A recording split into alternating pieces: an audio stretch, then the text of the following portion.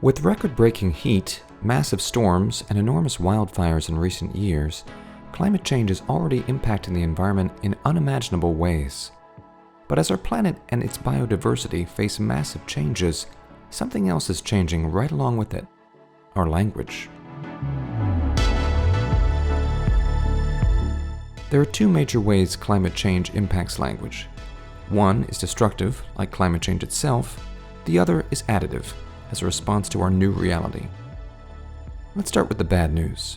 There's a clear correlation between biological diversity and linguistic diversity.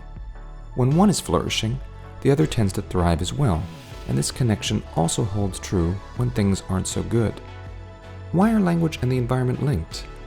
Think about human migration and where people choose to live. Humans and other living things tend to gravitate toward hospitable climates with plenty of natural resources.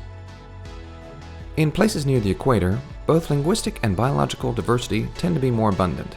Papua New Guinea, for example, is close to the equator and home to around 850 languages. Climate change is threatening the survival of some of the world's most at-risk linguistic communities. Speakers of minority languages are uprooted and scattered due to the increased risk of flooding and natural disasters fueled by global warming. As they assimilate into other cultures, their languages eventually die out. Even those who are able to stay put see their language deteriorate. Many indigenous words are linked to natural cycles. When the environment is disrupted, the context around certain words no longer makes sense. It's already estimated that a language dies out every 14 days, and the changing climate is only making the situation worse. The other way climate change has impacted language is through the creation of new words in major world languages. When faced with an existential crisis, new words are needed to describe the situation, and many of these words have been added in recent years. A number of new words reflect the panic people are feeling in relation to the climate crisis. In Swedish, the word klimatnödstånd means climate emergency and was created to stress the need for immediate action. Solastalgia is a recent English word for the psychological distress caused by climate change. Then there's catastrofismo climatico, a new Italian phrase describing the tendency to associate climate change with panic and catastrophe.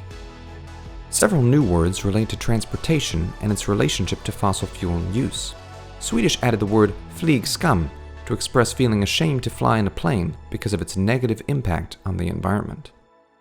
And Dutch now has the word treintrots, which literally means train pride.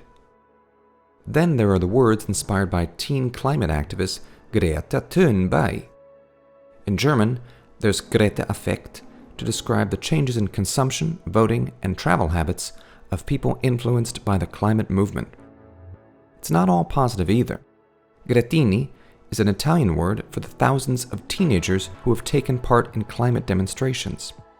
Due to its similarity to the word cretini, meaning idiots, this word is often used condescendingly by climate change deniers.